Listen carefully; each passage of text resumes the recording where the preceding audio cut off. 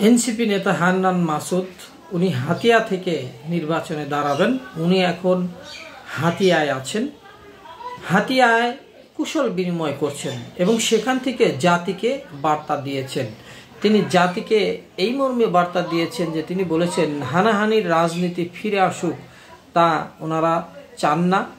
এই নাগরিক পার্টির এনসিপির সিনিয়র যুগ্ম মুখ্য সমন্বয়ক আব্দুল হান্নান মাসুদ বলেন যে 5ই আগস্টের পূর্বে আন্দোলন চলাকালে ফ্যাসিবাদ শক্তি এদেশের মানুষকে পাড়ায় মহল্লায় শোষণ করেছে, আমার বাড়িতে আগুন দেওয়ার চেষ্টা করেছে, আমার গ্রামের মানুষ তা রুখে দিয়েছে। তিনি বলেন যে এই গ্রামের মানুষ দলমত নির্বিশেষে খুবই শান্তিপ্রিয় এবং আমার আপনজন।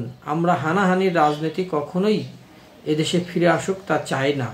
এ সময় জাতীয় নাগরিক পার্টির এনসিপি হাতিয়ার প্রতিনিধিও ইউসুফ রেজা সহ বিভিন্ন শ্রেণী পেশার মানুষ কিন্তু উপস্থিত ছিলেন। তো উনি হাতিয়া থেকে নির্বাচনে দাঁড়াবেন এবং জনপ্রতিনিধি হবেন।